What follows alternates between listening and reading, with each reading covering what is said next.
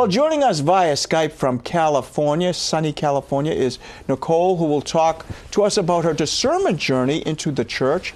Nicole, thanks for being with us. How are you? I'm doing well. Good morning. Now, here's a question. Do you think that summer ends after July 4th? No, definitely not. Thank you. July 4th, summer is just starting. Thank you very much, Yeah, but you know, Nicole. and Ilana, let's just talk about this for 1 second. You live in California, so the sun is always bright and shiny. Here in the East Coast, we get snow and everything, so our seasons are very short. Yeah, that's true. We do have nice weather out here in California. Summer actually extends into fall. So we have about a 5-month summer out here. All right, now you're just not being very nice to us. So, hey, it's really unusual to learn of someone in the secular fashion industry making their way into the church. How did your discernment process come about? Yeah, well, that is quite a big question. So I was actually born and raised in California. I grew up in a Catholic household, went to Catholic school, and then as I got older, as many peers that I know, I drifted away from the church. I just didn't have a solid understanding, a foundation of the faith. I didn't have that relationship with Christ. And so to me, I just floated off and kind of did my own thing. Now, fashion was always a passion that I had. I loved it. And so that was the career that I pursued. And so I worked in fashion and retail for about 10 years. And then I had, I guess what we would call a reversion. And I really came into my faith. I was never confirmed when I was younger. So I had received all the sacraments, but not confirmation. So a friend of mine dragged me, quite literally dragged me. She actually took the RCIA paper, shoved it in my face, grabbed my arm and said, "You need to go through RCIA." And so that was sort of the beginning of making that choice to really fully enter into the church. And from there, things just sort of unfolded. I started seeing the skills that I had less as just skills for the workplace and more of like gifts that God had given me. And so I really took time to think, how do I want to use those gifts to serve other people? And for me, while I could have stayed in the fashion industry and made a place there, I actually started a journey of discernment for my vocation, and that eventually led me into education where I am now. Now, if you allow me to say this, it's both fashionable and also functionable these days to be active in social media. So I know you are. And why is that so important to you?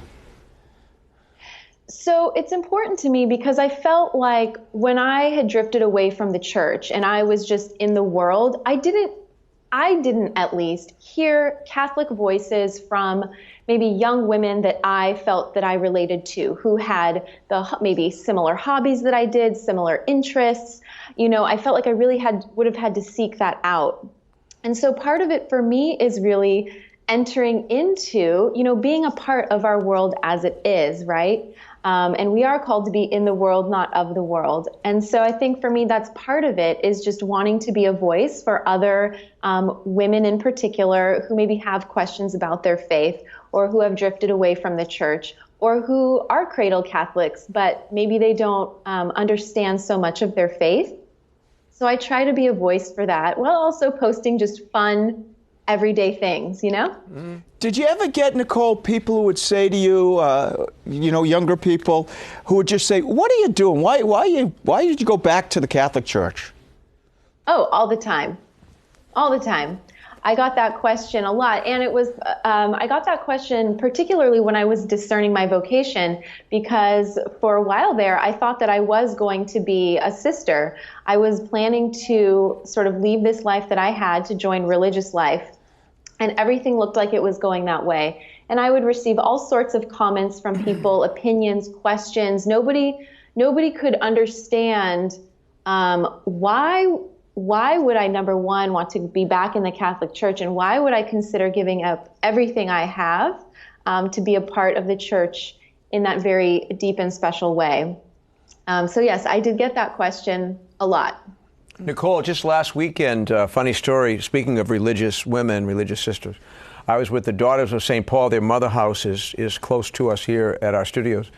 and I was the first guest that had been in their house in over 3 months. And it makes me want to ask you, what have you been doing during this time of lockdown and quarantine? How have you kept up your spirits, and what have you been up to? Yeah, so that is a great question. So I've been doing a lot of what we're doing right now, right? Video calls with family, with friends, really just trying to be really intentional with seeing people, right? It's not like we necessarily walk out our front door and everyone's out and having a great day. So really just taking time to just have that time with loved ones. Also, there's a lot of time for prayer. And I find that my prayer life, it sort of ebbs and flows. I thought during lockdown, oh, my prayer life is going to be so robust and so scheduled. And I find that it's just up and down, you know, and I just sort of go with that rhythm, whatever it is. And then I have gotten out and about, you know, the sunshine for me makes me happy. It lifts the spirits, I think, to be outside. And so when I can, I do make my way outside and pay attention to physical distancing and just stay with my household, but I get out and enjoy the outdoors, get some exercise. Now, tell me about the education component of this in Nativity School. Tell me a little bit about that. Yeah, so I went in for an interview one day. I had never worked in the school system before. As I said, all my experience was in the fashion world. And so I just applied to a job and I started working as an aide and helping with the extended care program. And now I work I'm the director of admissions for the school, and I just love it. I love just meeting new prospective families. I love just being at the school. It's like being a part of a big family. So I really love it, and I never thought I would be working in a school my entire life. That's what I was just going to ask you. So let's go back to before you did this discernment. During those times, do you think your journey ever would have taken you to where you are right now? And how has that affected you?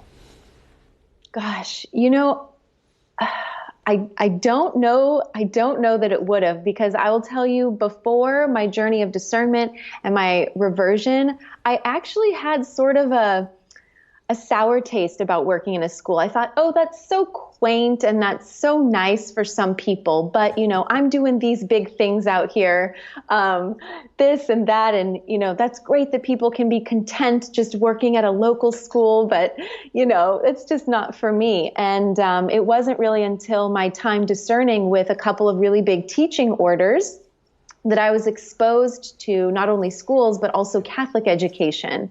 And I came to realize how important faith formation is for children, especially at a very young age. And I remember when I went to Catholic school, there were a couple of women that I really, really looked up to, who really encouraged me in my faith. And I always felt like, gosh, if only there were a few more, if only the whole community was like that, and children could grow up in a thriving faith community, you know, maybe not so many of us would drift away. I don't know.